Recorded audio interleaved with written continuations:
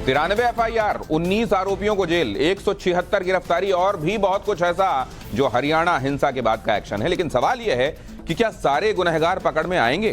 क्योंकि जिस पहाड़ी से हमला किया गया वहां दर्जनों दंगाई मौजूद थे, जो वायरल वीडियो में दिखा। जिस सड़क से पत्थर बरसाए गए वहां बेहिसाब भीड़ थी और हमारे स्टिंग ऑपरेशन में जो कबूलनामा सामने आया है उसमें पत्थरबाज बाहर से आए थे, ऐसा बताया गया। आज टाइम्स नाउ नव भारत की टीम ने इस पूरे रूट का भी जायजा लिया, जिस रूट पर शोभा यात्रा निकली। हम उस पहाड़ी पर भी पहुंचे जहां से गोलियां बरसने की बात है। उस पहाड़ी पर क्या क्या दिखा? सवाल पब्लिक का में देखिए आज की पहली एक्सक्लूसिव रिपोर्ट।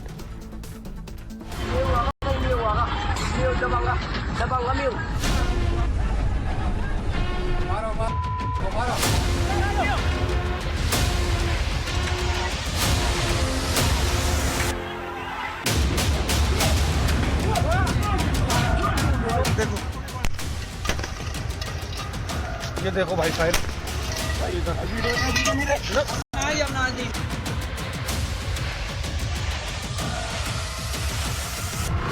राजस्थान के भी लोग आए थे। राजस्थान के थे, ये बच्चे राजस्थान के, ये राजस्थान के ज्यादा लोग आ गए। जब इन्होंने छेड़ लिया वहाँ रोड का काम चल रहा, आप देख रहे हो दो साइड आप देख रहे हो, वहाँ से पत्थर, वहाँ रोड ही पड़ी है। कम से कम नून बढ़ने से पहले, नून के खत्म होने तक रोड ही पड़ी है, तो उसको उठा के। ये देखो भाई फायरिंग होते हुए, ये पहाड़ों पे बैठे भाई फायरिंग करे दबा दो।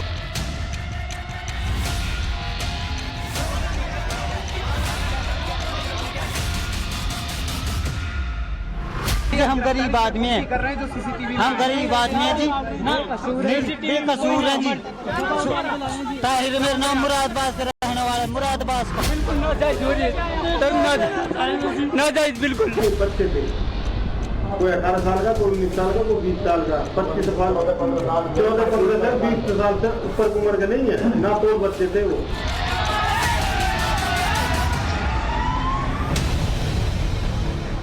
ये नूह को जलाने वाले वो कैरेक्टर जिनके हाथ में या तो पत्थर थे या फिर हथियार, और टारगेट पर थे हिंदू। दंगाइयों की लिस्ट जरा देखिए। किसी की उम्र 15 साल है, कोई 18 साल का है, कोई 30 पार है, मगर 31 जुलाई को इन्होंने नूह में ऐसा तांडव किया कि पूरा देश हिल गया। सवाल ये कि क्या ये महज मुहर्रे हैं? हिंसा का असली मास्टरमाइंड कोई और है? तो गौर से देखिए, नूह का सच उजागर करने वाला वो स्टिंग ऑपरेशन, जो इस बात की गवाही दे रहा है कि मेवात में जो कुछ हुआ उसका प्लान बहुत पहले से बन रहा था, और इसके लिए पत्थरबाजों की भीड़ बाकायदा बाहर से बुलाई गई।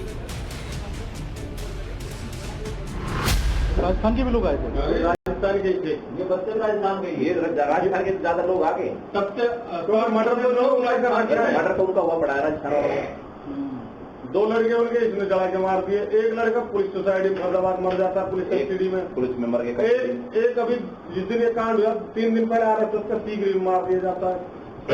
RSS के लोग अभी मुकदमा ताजा पड़ा। अलवर के पास से आए थे क्या? सब उधर से। हरियाणा के सोहना से पार्षद हाजी साहिल का इलाके में बड़ा रसूख माना जाता है। इनके साथ ही स्थानीय नेता और सरपंच भी हमारे अंडर कवर रिपोर्टर के कैमरे में कैद हुए। हिंसा कैसे हुई, कहां के लोग थे, कब से प्लानिंग हो रही थी, पूरी इनसाइड स्टोरी खुफिया कैमरे में कैद हुई। और यही बात सोशल मीडिया में वायरल इन स्क्रीनशॉट को देखने पर समझ आ रही है। अंदाजा लगाया जा सकता है कि प्लानिंग कितनी गहरी थी। जलाभिषेक यात्रा की एक अपडेट शेयर की जा रही है। मैसेज पहुंचाया जा रहा था कि कब पहुंचना है, कितनी बड़ी तादाद में पहुंचना है। ये टाइम बैठने का नहीं था भाई, आग लगी नूह में। ये घर पर चढ़ाई ज्यादा आप बुला तो सकते हो, जो भीड़ को फिर कंट्रोल करना बहुत बड़ी बात होती है। आप पुलिस में आप लोगों ने बात नहीं की? पुलिस से कंट्रोल नहीं हुई बात, पुलिस से कंट्रोल नहीं। पुलिस नूह पहुंच चुकी थी, पुलिस नूह चली जा चुकी थी। जब उनके पुलिस होगी, पब्लिक आ गई वहाँ, 2,500-3,000 हजार बुलाओगे आप भीड़ को। ये वीडियो उस वक्त का जब जलाभिषेक यात्रा नलहर महादेव मंदिर से आगे बढ़ रही थी। सब कुछ सामान्य था, मगर तभी पत्थरबाजों की भीड़ आई और यात्रा पर हमला करना शुरू कर दिया।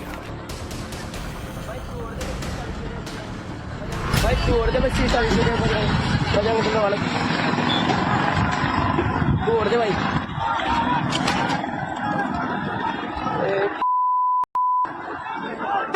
आग लगा दिया मोटरसाइकिल में, आग लगा। हम अब आ चुके हैं तकरीबन मुझे लगता है 4 किलोमीटर दूर के आसपास उस मंदिर से जहां पर ये शोभा यात्रा निकाली जाने के लिए, कलश यात्रा के लिए लोग पहुंचे थे। यहाँ पर जो तबाही के निशान है वो दिखाते हैं कि जबरदस्त हंगामा यहाँ हुआ था। जी निश्चित तौर पर, और ये कह सकते हैं कि नफरत का पहला पत्थर ठीक इसी जगह पर फेंका गया था, जिसके बाद यहाँ से उपद्रव जो है, यहाँ से हिंसा जो है वो भड़कती है और यहाँ पर गाड़ी को आग के हवाले कर दिया जाता है। ये वो जगह है जहाँ से कुछ लोग जो हैं वो आगे की तरफ जाते हैं, जबकि कुछ लोग जो हैं वो पीछे की तरफ वापस पीछे की तरफ अनुज मंदिर बहुत दूर है, मतलब पैदल जाने के लिए भगदड़ की स्थिति में बहुत मुश्किल वहां पर आई होगी। पुलिस जांच में सामने आया कि जिस जगह हिंसा की शुरुआत हुई वो महादेव मंदिर से 3 से 4 किलोमीटर आगे है। ठीक इसी जगह पर काले रंग की स्कॉर्पियो पहुंची और भीड़ ने मोनू मानेसर के उसमें होने का शोर मचा दिया, जिसके बाद भीड़ ने यात्रा का पीछा किया, पत्थर बरसाए, मंदिर की तरफ जान बचाने के लिए भागते लोगों को बख्शा तक नहीं गया। सोना के पार्षद और लोकल लीडर ने हमारे खुफिया कैमरे पर इस बात की मुहर लगाई। ये भी कह रहे हैं कि प्रॉपर जो है प्लानिंग के तहत हर बार निकलती है। नहीं, 3 दिन से वो चेतावनी दे रहा है, इधर से वो चेतावनी दे रहे, मोनू आएगा तो रोड़ा होगा। प्रशासन को लिखित में दे रहे, ज्ञापन सौंप रहे, विधायक सौंप रहे, सारे अफसरों से मिल रहे हैं जी मोनू नहीं आना चाहिए। यात्रा से किसी को दिक्कत थोड़ी है जी, और फिर मोनू आ रहा तो चुपचाप आ जाता, बिना अलॉटमेंट कराया जाता। कौन पूछ रहा था? ये तो खुद ही हुई ना, जो 300 का मुलजिम और उसी घर में चैलेंज देके जा रहा है। आखिर कहाँ तक को बर्दाश्त करेगा? उनके बच्चे मार रहा है, 2 4 5 बच्चे मार दिए इसने। यंग लड़के घर में जा रहा है, यंग लड़के, उनकी वीडियो देखो, बहुत ऐसे मारते हैं। ये तो खबर मैंने कवर किया था भिवानी में जो हुआ था। हाँ, उसी वही हुआ था, उसी से कनेक्ट हुआ है था। नूह हिंसा का पैटर्न ठीक वैसा जैसा 2020 में दिल्ली दंगों के दौरान था। दिल्ली में भी पहले से पत्थर जुटाए गए, पेट्रोल बम तैयार किए गए, हथियारों का बंदोबस्त किया गया और फिर चुन चुन कर हमला करना शुरू कर दिया। फर्क बस इतना कि नूह हिंसा के लिए मोनू मानेसर को बहाना बनाया गया। ये कहता कि ससुराल जा रहे हैं, हमारे जी जा रहे हैं। इसमें क्या है? ये पहले की जो मोनू मानेसर है, आपने सुना होगा, बहुत हाईलाइट चला था, 2 लड़के जिंदे जलाए थे बिलोरो में, वो भिवानी जाके उसमें ये मुलजिम है। उससे पहले इसने 2-3 लड़के ऐसे ही मार दिए। आप देखोगे अभी फरीदाबाद में एक कांड हुआ था, पुलिस वाले ने मार दिया था लड़का। इसमें फिर उन्होंने ये सारी जो घटना है चैलेंज है एक तरीका से, भाई ये हो गया, भाई तुम्हारा जीजा आ रहा है मेवात में, ये नए बच्चे थे, भाई नहीं हो गया। ये 31 तारीख को आने थे यहाँ। अब से पहले यात्रा गई है, बहुत अच्छी तरह गई है, कोई किसी ने आज तक 2-3 के जानी है, किसी ने बदल कोई टिप्पणी भी ना गई। अभी आप कावड़ यात्रा निकली है, कावड़ जाती है, कोई हम खुद इतना कोऑपरेट करते हैं, साथ में जाते हैं, निकलवाते हैं, हर तरीका से वो कोई दिक्कत ही नहीं है किस प्रकार की। अब मेरे गाँव में मंदिर भी है, मस्जिद भी है, मेरे गाँव में हरिजन भी रहते हैं, वो सिर्फ हिंदू रहते हैं, आपस में आज भी रह रहे हैं। हमारे खुफिया कैमरे में जो सामने आया, ठीक वही बातें पुलिस की जांच में सामने आई। पुलिस के सूत्रों का दावा कि कुछ हिंसा प्रभावित मार्केट को बंद रखने की पहले से अपील की गई। कई दिनों से 31 जुलाई को नूह में एकजुट होने के मैसेज भेजे जा रहे थे। जो लोग काम की वजह से बाहर गए, उन्हें सोमवार को बुलाया गया। फिर जो चेहरे कैमरे में कैद हुए, वो बताते हैं कि 5 मिनट के अंदर इतनी भीड़ इकट्ठा नहीं हो सकती। ड्रोन के जरिए पुलिस को छतों पर पत्थर और बोतलें भी संवेदनशील इलाकों में सर्च ऑपरेशन के दौरान मिली। आप एक बात बताओ जी, बता रहे 10,000 आदमी, 10,000 आदमी अगर नूह में RSS का हिंदू परिषद का है, दो रतनगर का, इन्होंने झगड़ा होया वहाँ आप किसी फुटेज में भीड़ होगी, वो तो 250-300 आदमी, कहाँ 10,000 आदमी, 10,000 आदमी। लेकिन देखिए, आप इसको जस्टिफाई अगर कोई नहीं कर सकता कि जो पत्थरबाजी हुई है और जो गोलियां चली, बताइए पुलिस वालों को गोली मार दी गई, इतनी हिम्मत लोगों के अंदर, पुलिस को शूट कर दिया, बताइए ये तो खैर नहीं, बिल्कुल गलत है। नहीं, पुलिस को लगी है, नहीं लगी है, हथियार हिम्मत थे, आप चैलेंज दे के आ रहे हो, आप खाली नहीं आओगे, इनके हथियार छीने थे। आप देखो उन्होंने पहले वो करी है, जितने भी ये मोमडम थे वहाँ 250-300 आदमी, उन्होंने पुलिस साथ है, अपने नारेबाजी करते इस मोनू मानेसर के खिलाफ वो अपने निकल गए। उसके बाद एक गाड़ी इनकी गिर गई है, वो वहाँ रोड पे खड़े इन्होंने नारे लगाए मोनू मानेसर के, जब ये खतरा हुआ है। लेकिन पुलिस ने वो मोहम्मद निकलवाए। आप शुरू से हिस्ट्री देखो इसकी जाती है। अच्छा, पहले वो रैली निकल गई, पहले रैली निकल गई थी, इन्हें प्रोटेक्ट किया था। वो भैया डीसी साहब को, एसपी साहब को ज्ञापन सौंपे 3 दिन पहले। और फिर अगर इन्होंने आना था या तो मेयर को इफेक्ट नहीं करने देते, प्रोटेक्ट नहीं करने देते। पुलिस को तो नहीं पता थी वो यहाँ इस जगह से होगी, पुलिस पहले लगाने के लिए प्रशासन का सारी कमी रही है। पुलिस को जब 3 दिन पहले चेतावनी मिल रही थी, कह रहे भाई इसको इस तरह वालों को भाई, मतलब पुलिस को आप लोगों ने ऑलरेडी बता दिया था कि ऐसा होने वाला है। विधायक हमारा विधायक नफरत होना था, और उनके जो विधायक आता उन्होंने पहले उनको ज्ञापन दे देते, डीसी साहब को, एसपी साहब तो खैर छुट्टी पे थे। ज्ञापन देने के बाद भी कोई सिक्योरिटी वगैरह नहीं हुआ। वापस उन्होंने रिपोर्ट नहीं किया। अब जो नूहों की घटना है वहाँ से फिर यहाँ का कनेक्ट तो है ही, क्योंकि आदत वही हुआ है, यहाँ भी वही उस हिसाब से समाज लगा हुआ है। यहाँ बॉर्डर है, जहाँ यहाँ से शुरू करना है, यहाँ इधर बॉर्डर शुरू हो जाते हैं। जैसे पूरी गहराई नहीं जाते, बस वो तो अभी तो मैं आया हूँ इसीलिए समझने के लिए। कोई लड़का नहीं लेके आया, अब तक कोई कहीं से नहीं आया। ये अपने नारे लगा चले मोहम्मद, उन्होंने अपना कर लिया पूरा। जब इन्होंने छेड़ लिया, वहाँ रोड का काम चल रहा है, आप देख रहे हो दोनों साइड। 2 साइड आप देख रहे हो रोड, वहाँ से पत्थर, वहाँ रोड ही पड़ी है। कम से कम नून बढ़ने से पहले, नून के खत्म होने तक रोड ही पड़ी है। तो उसको उठा के इनकी आप एक बार बताओ, इनकी गाड़ियों में तलवार, इनकी में हथियार, इनकी में। सूत्रों का दावा कि उन्मादियों की भीड़ ने करीब 10 किलोमीटर के दायरे को पहले से चिन्हित कर लिया, हिंदू बस्तियों को टारगेट किया। जिन इलाकों के लोग महादेव मंदिर नहीं गए, वहां भी जबरदस्त हिंसा की गई। तकरीबन 6 से 7 किलोमीटर दूर आ चुके हैं नलेश्वर महादेव मंदिर से, और यहाँ पर हिंदू बस्तियां हैं कुछ, जहां से महिलाएं गई थी बड़ी संख्या में कलश यात्रा में शामिल होने के लिए। लेकिन जरा यहाँ पर तबाही के निशान आप देखिए, गाड़ियां यहाँ पर भी अनुज फूंकी गई थी, और वो नजर आ रहा है कि कैसे ये जो सड़क है पूरी की पूरी काली पड़ गई है। निश्चित तौर पर यहाँ पर गाड़ियों में तोड़फोड़ की गई थी, गाड़ियों को आग के हवाले कर दिया गया था, और यहाँ से थोड़ी दूरी पर जो साइबर थाना है उसमें भी जमकर उत्पात मचाया गया था। थाने को पूरी तरीके से घेर लिया गया था।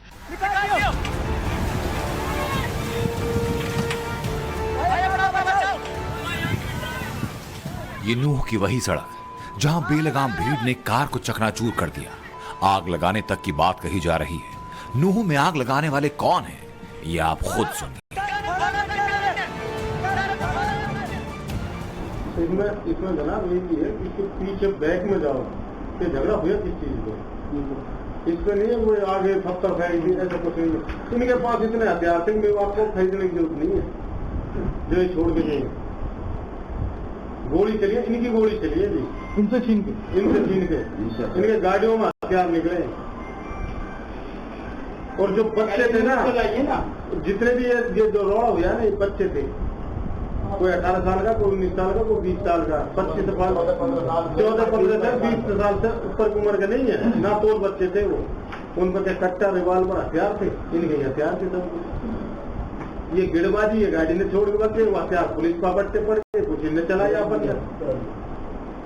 जांच होगी जिस दिन साफ आ जाएगा सामने, गोली किसकी थी, लगी किसकी।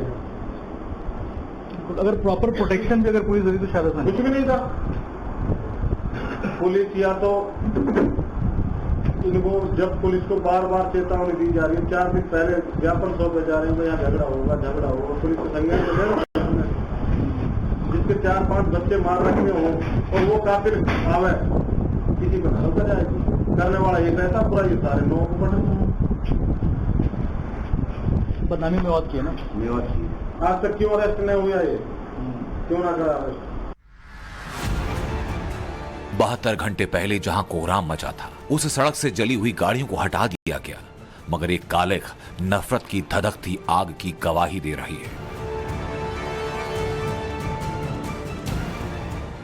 स्कूटी पर सवार होकर के ग्राउंड जीरो पर हम इसीलिए निकले हैं ताकि बिल्कुल सीधी, सच्ची और सटीक रिपोर्टिंग जो है वो हम आपको दिखा सकें। और देखिए, ये नूह का वार्ड नंबर 7 है, और यहाँ पर बहुत ज़्यादा तबाही हुई थी, आगजनी हुई थी, पत्थरबाजी हुई थी, दुकान लूटे गए थे, लगे। चोटें भी लोगों को यहाँ पर आई है, किसी का सर फटा हुआ है तो किसी को ज़्यादा चोटें आई हैं। लेकिन फिलहाल अब यहाँ धीरे धीरे ऐसा लग रहा है कि लोगों की जिंदगी फिर से वापस सामान्य होती हुई नजर आ रही है। और देखिए वार्ड नंबर 7 की जो तमाम गलियां हैं, हिंसा की बड़ी गवाह रही है, क्योंकि यहाँ जबरदस्त हिंसा हुई थी। नूह को नफरत ने जलाया ये तय है, मगर ये चिंगारी बहुत दिनों से भड़क रही थी। इसकी स्क्रिप्ट तभी से लिखी जा रही थी जब भिवानी में जुनैद हत्याकांड हुआ। मोनू मानेसर भिवानी कांड का आरोपी है। नूह में उसके आने की खबर मिली तो दंगाइयों को मौका मिल गया।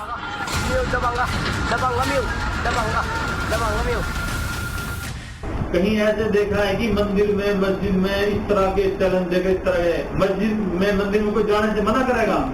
दिल्ली में दरगाह रही, मंदिर में मस्जिद रहे, सब लोग आते जाते हैं। दिल्ली में भी अगर पुरानी दिल्ली देखा जाए तो सबसे ज्यादा कौन जाता है? पुरानी दिल्ली में चिकन और पीछे जो मटन बिकता है खाने के लिए सबसे ज्यादा कौन जाता है? तो ये ऐसे को इसने वीडियो वायरल करी थी। मैं मेरी बात आ रहा हूँ, जब ये मर्डर का मुलजिम 2 डेड बॉडियों का इसमें आग लगा रखी है, वो भिवानी बरामद हो रही है, उसमें इसके खिलाफ मुकदमा दर्ज है, उस दिन से भगोड़ा घोषित कर रखा है। तो इससे जो एक बात बताओ कि 2 आदमी ने मार कर फिर विवाद मार और आता भी नहीं, वीडियो वाले सही क्यों आ जाता? कोई दिक्कत नहीं। चैलेंज देकर आना इधर, इससे बजरंगी ये अपने ये तो कह रहा है सिद्धराज जी जा रहा हूँ। एक बार बताओ, मैजिक में जाएंगे तो रिवाज पढ़ने कोई इस चीज की गाड़ी लेके जाएंगे क्या? मगर सवाल ये कि अगर टारगेट पर मोनू मानेसर था, उसके वीडियो ने उकसाने का काम किया, तो फिर उन महिलाओं का क्या कसूर जो नलहेश्वर मंदिर के कैंपस में थी? उन बेकसूर लोगों की गलती क्या थी जो महादेव की यात्रा में शामिल होने पहुंचे थे? ऐसे कई वीडियो खुफिया एजेंसीज ने आइडेंटिफाई किए जिसमें भीड़ पहाड़ी से मंदिर की तरफ पत्थर फेंकती नजर आ रही है। हजारों महिलाओं को घंटों अपनी जान बचाने के लिए मंदिर के गर्भगृह में छिपना पड़ा। खुफिया विभाग की टीम ने लोकल प्रशासन को वीडियो जो है उसका हवाला दिया था, जिसमें साफ तौर पे देखा जा सकता था कि किस तरीके से कुछ युवक जो हैं वो इन पहाड़ियों पर बाकायदा बारिश में भीग रहे हैं और साथ ही साथ वो बाकायदा एक तरीके से कहा जा सकता है कि धार्मिक नारे लगा रहे हैं। ऐसे में साफ तौर पे ये समझा जा सकता है कि ये जो पहाड़ियां हैं, चूंकि बेहद घनी पहाड़ियां हैं, यहाँ पर छिपकर जिस तरीके के आरोप हैं कि बाकायदा पत्थरबाजी की जा रही थी, बाकायदा यहाँ से फायरिंग तक की जा रही थी। जाहिर तौर पर ये तमाम पहाड़ियां अरावली की ये पहाड़ियां हैं जिससे मंदिर जो है चारों तरफ मंदिर घिरा हुआ है और इन्हीं पहाड़ियों का सहारा उपद्रवी जो है वो लगातार ले रहे हैं। नूह में लाइफ सामान्य होने की तरफ बढ़ रही है, मगर भड़काऊ वीडियो का दौर जारी है। जांच एजेंसीज मोनू के वीडियो को इन्वेस्टिगेट कर रही हैं। उन सोशल अकाउंट्स और गाड़ियों के नंबर की पड़ताल की जा रही है जो हिंसा के मास्टरमाइंड तक पहुंचा सकते हैं। ये जो निशान है वो उन्हीं के निशान है, गाड़ियों को तोड़ा गया, बाकायदा जलाया गया गाड़ियों को, और आरोप ये तक है कि बाकायदा पत्थरबाजी करते रहे। जो उपद्रवी थे वो श्रद्धालुओं को पीछे की तरफ ढकेलते गए जो ताकि मंदिर के अंदर वो चले गए। जो बाकी श्रद्धालु तो बहुत दूर तक हमें दिखाई दे रहा है। अगर विजय आपको दिखाने की कोशिश करें तो यहाँ से तकरीबन जो आधा किलोमीटर का रास्ता है, क्योंकि मंदिर से करीबन 1 से 1.5 किलोमीटर की ही दूरी पर है, तो यही वो रास्ता था जहाँ पर जो श्रद्धालु थे वो फंसे थे और भगदड़ की स्थिति हो गई थी। तो दूर दूर तक यहाँ पर जो सड़क पर जले के निशान है वो फिलहाल दिखाई दे रहे। नूह की आग सोहना तक फैली, पलवल चपेट में आया। गुरुग्राम फरीदाबाद में साजिश का अड्डा थे। खुलासा ये कि दंगाई हर तरफ मौजूद थे, एक एक चीज मॉनिटर कर रहे थे। महिलाओं से सवार एक बस नूह की तरफ बढ़ी तो दंगाई पूरी जानकारी सोशल मीडिया के जरिए पहुंचा रहे थे। बाद में हिंसा से जुड़े तमाम वीडियो और पोस्ट डिलीट कर दिए गए या करवाए गए। अगर क्या वो अगर चैलेंज देके जाएंगे कि ये ऐसे है, ये है, वो है, तो फिर क्या करेगा? तो ये नूह की आग यहाँ सोहना में कैसे आ गई? ये सोने में से आई है। सोने में तो यहाँ के अपने जो है ना रसगुल्ले और जो ये बजरंग दल वाले, दो बजरंग दल वाले, इन्होंने सोना जाम किया है, बस्ती बाग बैठ गए मुसलमानों। उन्होंने फिर जो मोहम्मद प्रोग्राम नहीं था वो पीटे, उस पीटने में आपको मैं वीडियो दिखाऊंगा, गोली चला रहे। इसमें कोई शक नहीं, नूह के हर गुनहगार का हिसाब होगा। दोषी कौन है, मोहरा कौन है, यह सामने आएगा। मगर सवाल यह कि आखिर दंगाई पहले से तैयारी कर रहे थे तो प्रशासन की मुस्तैदी कहां थी? जब इनपुट्स मिल रहे थे, वीडियो सामने आ रहे थे, तो फिर क्यों वक्त से पहले एक्शन नहीं लिया? सवाल उन लोगों पर भी जिन्हें मालूम था कि नफरत की आग नूह को दंगों में धकेल सकती है। नूह से अनुज मिश्रा और श्वेता श्रीवास्तव के साथ bureau report, Times Now Bharat.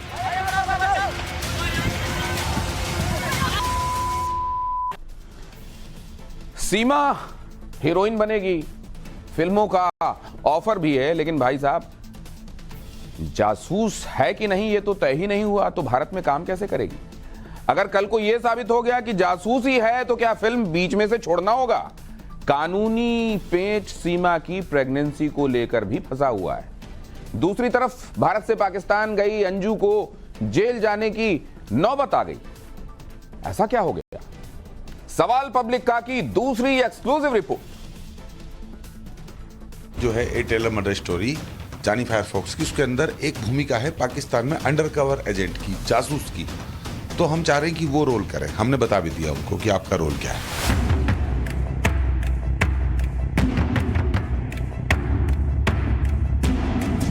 सीमा के अंदर एक्टिंग का स्किल है। एज ए प्रोड्यूसर मैंने देखा, कास्टिंग डायरेक्टर भारत सिंह गए थे, जैन सिन्हा गए थे, उनका बाकायदा ऑडिशन हुआ है, वो परफेक्ट है। सीमा हैदर को फिल्म का ऑफर तो मिल गया है, फिल्म की स्टोरी भी सीमा को पसंद आ गई, सीमा ने अपना रोल भी चुन लिया है। लेकिन क्या सीमा की फिल्म बन पाएगी? कहीं फिल्म आने से पहले ही सीमा पाकिस्तान तो डिपोर्ट नहीं कर दी जाएगी?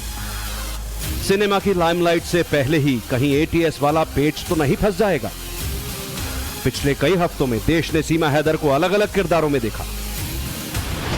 सबसे पहले प्यार में बॉर्डर पार करके भारत पहुंची, फिर जांच एजेंसियों के दायरे में आई, जासूसी के आरोप में घिरी, सनातन से प्रेरित हुई और अब हीरोइन बनने जा रही है सीमा हैदर।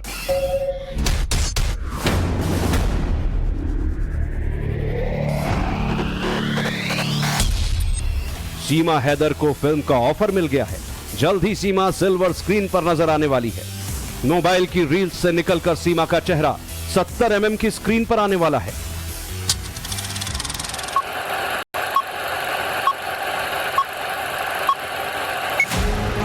लाइट, कैमरा,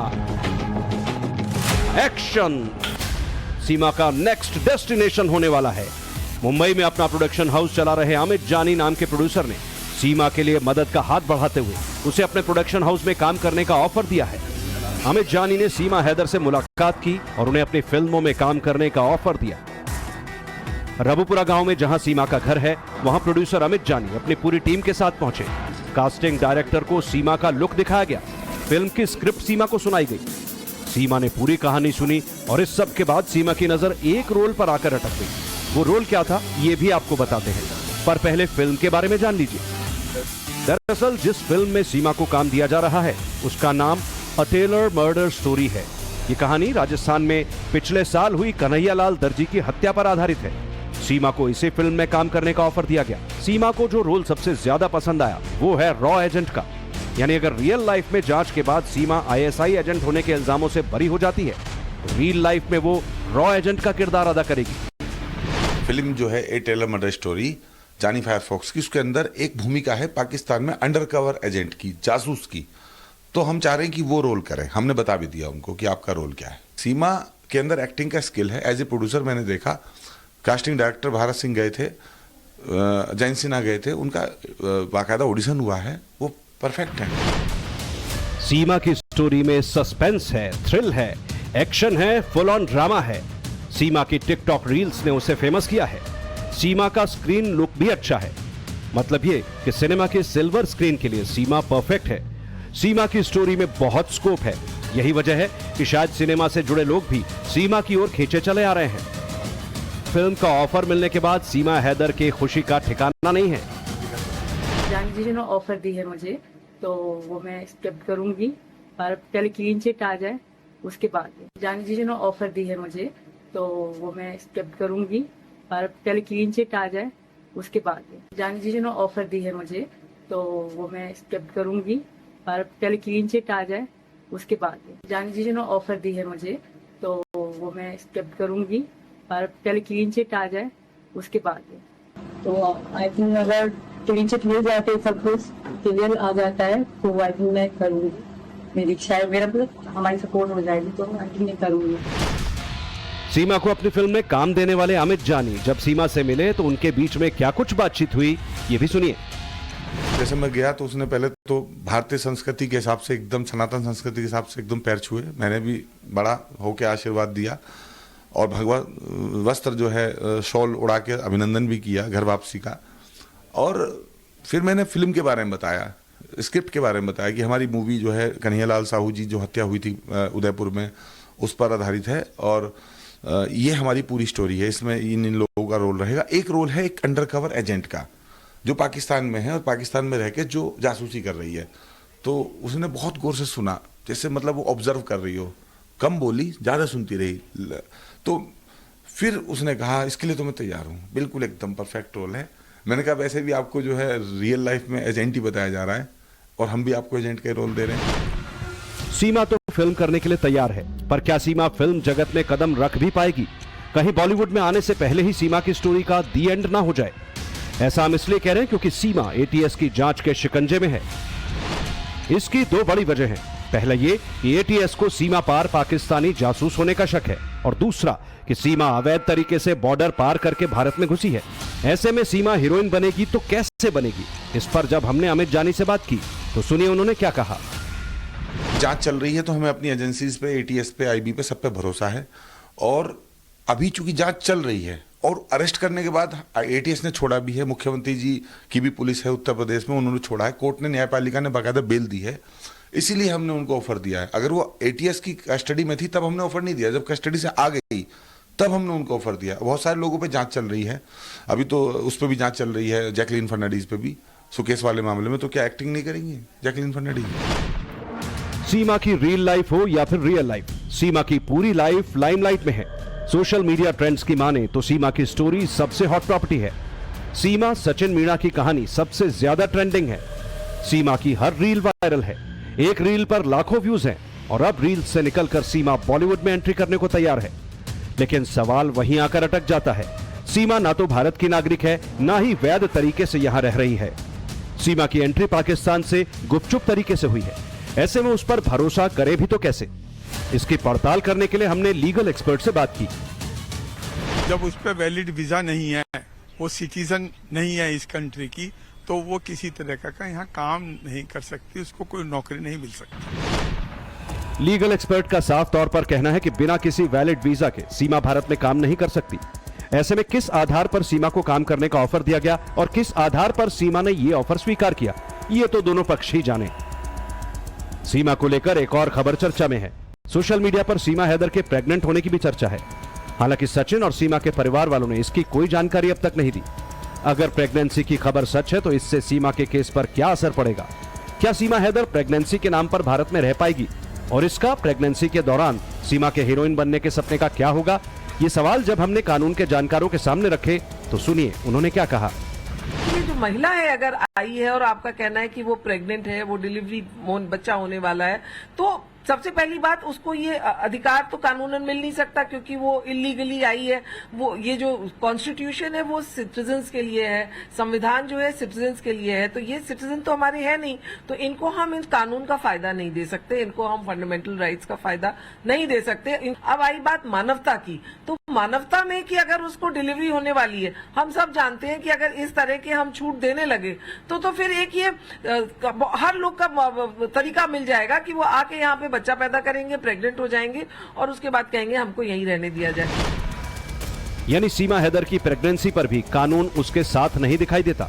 जांच के बाद क्या सामने आएगा ये तो वक्त ही बताएगा। पर सीमा के फिल्म का ऑफर अपनाने पर जब हमने उनके वकील एपी सिंह से बात की तो उनका बयान सीमा से अलग मिला।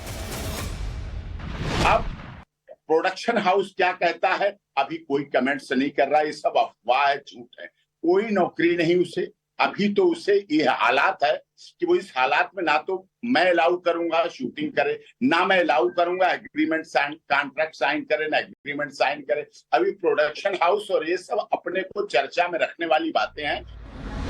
यानी एक तरफ सीमा ऑफर एक्सेप्ट करने की बात कर रही है तो दूसरी ओर उनके वकील उन्हें ऐसा न करने की सलाह दे रहे हैं। पर सीमा को सिने वर्ल्ड में इंटरेस्ट की बात तो किसी से नहीं छुपी। टॉप ट्रेंडिंग सॉन्ग्स पर सीमा के रील्स सोशल मीडिया पर छाए हुए हैं। उसमें एक्टिंग का हुनर दिखाकर सीमा ने लाखों लोगों के लाइक्स बटोरे हैं और फिल्म प्रोड्यूसर भी अब कह रहे हैं कि सीमा आएगी तो छा जाएगी। फिल्म के दृष्टिकोण से अगर देखें, उसके अंदर एक्टिंग का स्किल है, ऑडिशन हुआ है, परफेक्ट है, रोल मिलेगा तो बम्पर धमाल मचाएगी। सीमा को फिल्म का ऑफर उनकी माली हालत को देखकर दिया गया, लेकिन बड़ी बात यह कि जिस रबुपुरा गांव में सीमा और सचिन रहते हैं, वहां के लोग सीमा को फिल्म के ऑफर पर बटे हुए नजर आए। और अच्छी बात है, पक्की वाली हीरोइन बन गई, अब तो हवेली खड़ी हो जाएगी सीमा के यहाँ। सीमा सचिन और सचिन की फैमिली अच्छे परिवार से हो जाएंगे। अब प्रोड्यूसर साहब से मेरी यही कहनी है, अगर तुम्हारे दिल में दया हो तो उन बच्चों की सहायता करो, अंजू के आदमी की सहायता करो। उन बच्चों के जाके देखो कि जो माँ उन 2 बच्चों उनको छोड़ के गई है वो तो हमारे देश के ही हैं। उनकी सहायता करने क्यों ना गए, उनकी फिल्म क्यों ना बना रहे। अब इसी सीमा को इतना सीमा सीमा हीरोइन बना दी सीमा है, और हमारी वो अंजू को पागल बना रखा है वहाँ पाकिस्तान वालों ने। ये पाकिस्तान वालों की चाल है सारी। हमारे जो कि युवा पीढ़ी है उस पर गलत मैसेज जाएगा। ऐसे तो पाकिस्तान से सभी लोग आके यहाँ पे इनको फिल्म का ऑफर मिलेगा। अगर क्लीन चिट मिलती है हमारी जांच एजेंसी से और वो ठीक है बिल्कुल, तो उसको फिल्मों में भी काम दो, उसको दुकान भी खुलवाओ, उसकी हेल्प हम भी करेंगे, सब करेंगे। चाहूंगा जी मूवी में काम करे सीमा, और हमें बहुत खुशी है सीमा पाकिस्तान से आई है, बहुत खुशी है हमें। मेहनत करने के लिए तो और बहुत काम है, गांव में आप रह रहे हो, और फिल्म के नज़रिए से देखा जाए तो फिल्म का ये है कि इसमें बॉलीवुड अगर पिक्चर रिलीज ये करते हैं तो पूरे देश भर में चलेगी। इसका तो एक रॉन्ग ही मैसेज जाएगा। लेकिन सीमा का क्या होगा, उसकी किस्मत का फैसला अब सरकार और कानून के हाथ में है। आज ही सीमा के मामले पर विदेश मंत्रालय का बयान सामने आया। विदेश मंत्रालय ने सीमा पर अपना स्टैंड बिल्कुल क्लियर कर दिया है। सीमा जो इलीगल इंडिया आई थी उनके मामले में मैंने कह रखा है क्या पोजीशन है। मेरे पास अभी कोई अपडेट नहीं है, इन्वेस्टिगेशंस चल रहे हैं। हो सकता है आप वो एजेंसी से बात कर लें, हो सकता है उनको पास एडिशनल इन्फॉर्मेशन हो। इमिग्रेशन का मामला हमारे विदेश मंत्रालय के दायरे में नहीं है। जो डिपार्टमेंट्स और मिनिस्ट्रीज डील करते हैं वो डिसाइड करेंगी कोई स्पेशल कुछ पॉलिसी लाना है या नहीं लाना है। और सीमा के जो केस का, सीमा की स्टोरी किसी फिल्म की स्टोरी से कम नहीं। इस पूरी कहानी में रोमांस है, एक्शन है, थ्रिल है, सस्पेंस है, और ये स्टोरी धीरे धीरे अपने क्लाइमेक्स की ओर बढ़ रही है। अब इस कहानी की एंडिंग हैप्पी होगी या सैड, ये तो आने वाला वक्त ही बताएगा। ब्यूरो रिपोर्ट, टाइम्स नाउ नव भारत।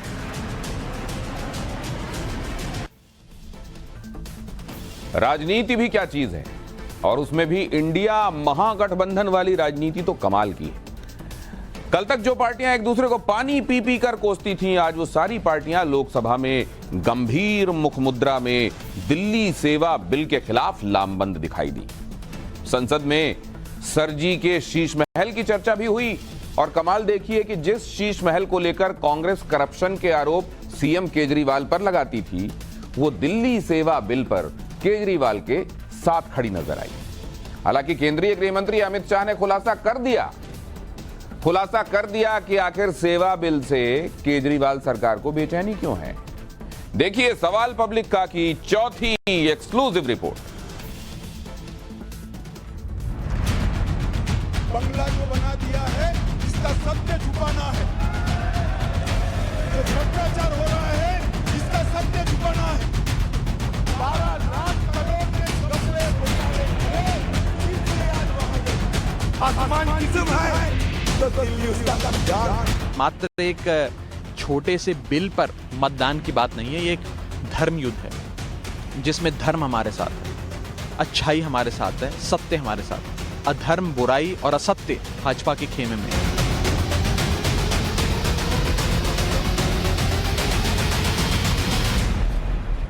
ये देश के संविधान का, लोकतंत्र का और संघीय ढांचे का खुलेआम गला घोटने का काम मोदी जी की सरकार कर रही है। इस विधेयक का उद्देश्य उच्चतम न्यायालय की फैसले से यथास्थापित दिल्ली सरकार के अधिकार और उसकी स्वतंत्रता को कम करना है।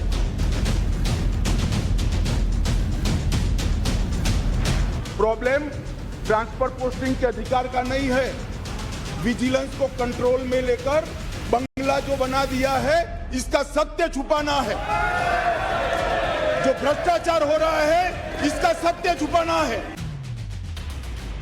केजरीवाल परेशान हैं, जब संजय की दूरदृष्टि में जैसे कोई दोष हो गया, राघव का सत्य भी प्राणी मात्र से सहा नहीं जा रहा, तब शाह का मर्यादित मौन दिल्ली सेवा बिल पर आखिरकार सदन में टूट ही गया।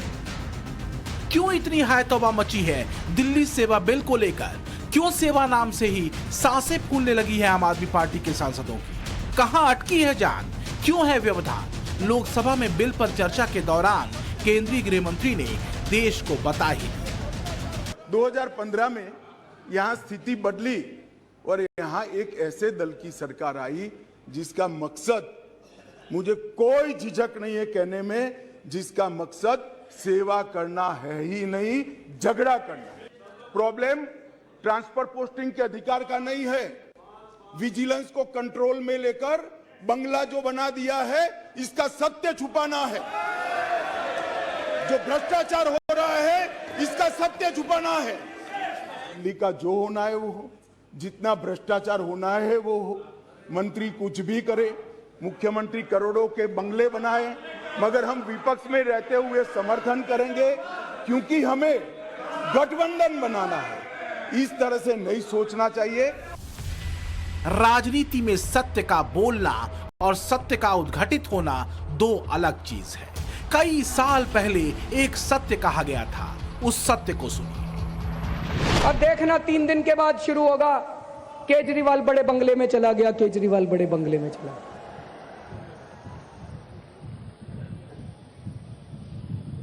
मुझे पूरा एक महापुरुष ने कहा था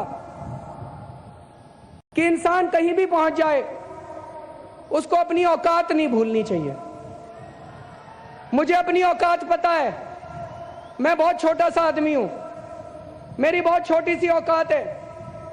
आज मेरे घर में 4 या 5 कमरे हैं, मैं जहां भी जाऊंगा 4-5 कमरों से ज्यादा की मेरे को क्या जरूरत है भाई साहब?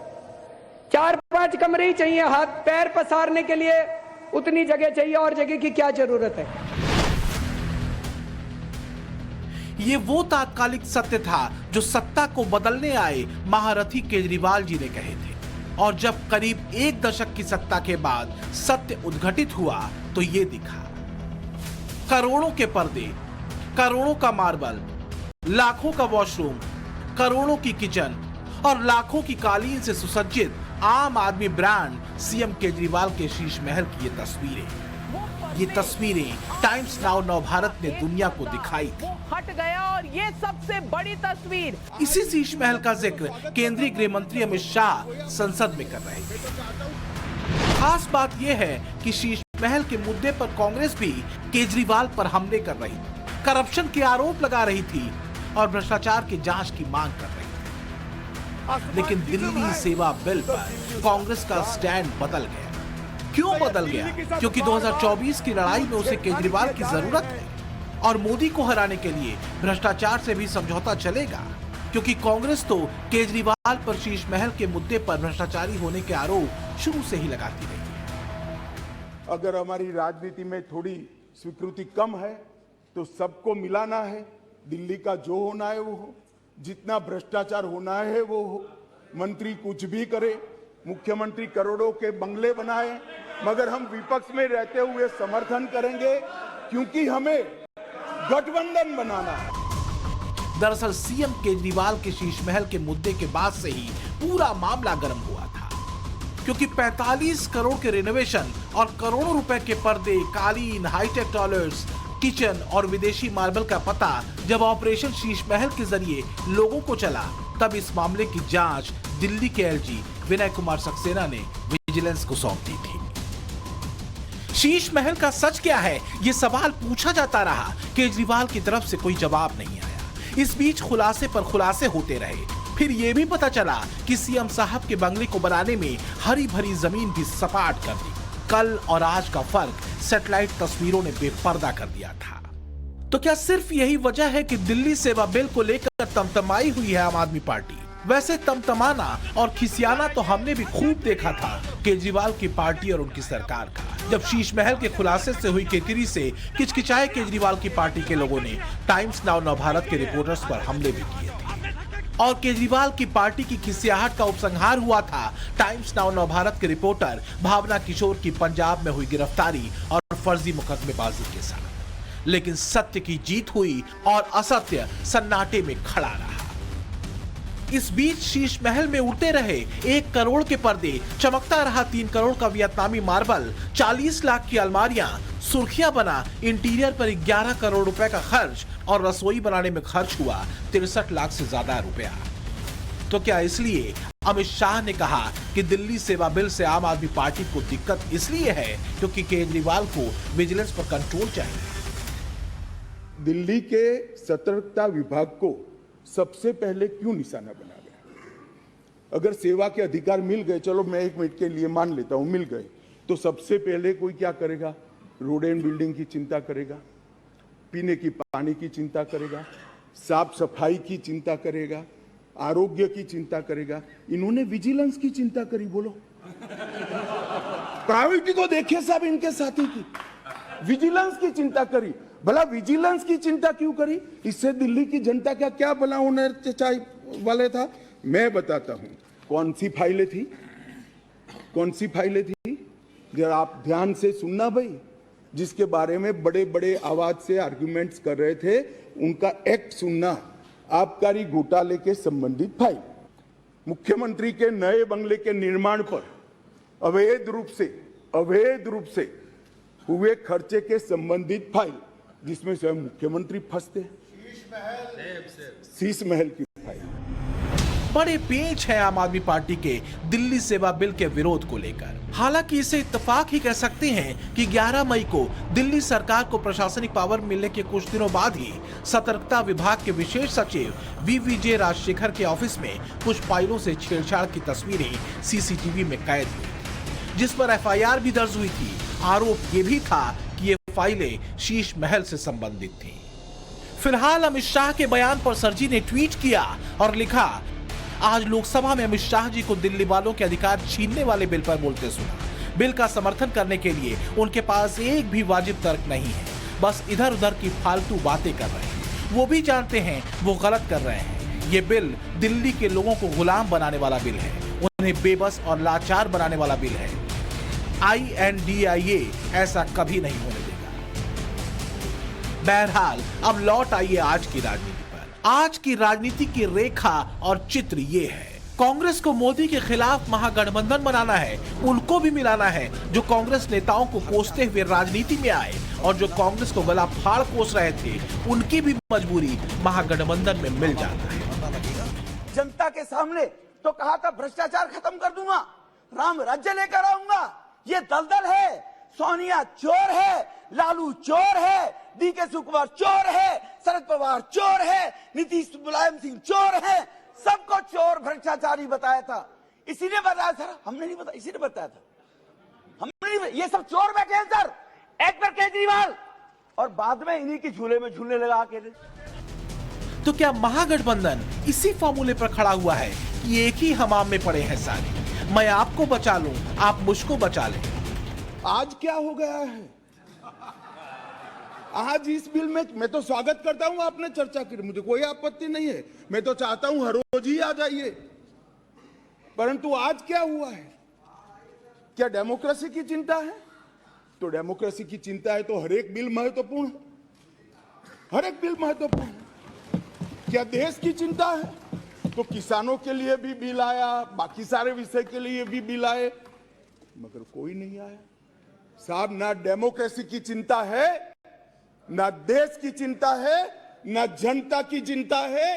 अपने गठबंधन को बचाने के लिए सारे लोग यहाँ आए। मुझे कह रहे थे। बहरहाल राजनीति देखिए, रंग देखिए, दल देखिए, और दिल्ली सेवा बिल पर सियासी कलह को समझना हो तो साहब का शीश महल थी। Bureau report, Times now, Navbharat. और अब वक्त है देखेगा नवभारत जीतेगा भारत के पिछले विजेताओं के नाम अनाउंस करने का। 2 अगस्त के विजेता हैं रजनी सैनी भरतपुर से, किरणप्रीत कौर दिल्ली से और शैलेश कुमार सिंह प्रयागराज से। आप तीनों को बहुत बहुत बधाई। और आगे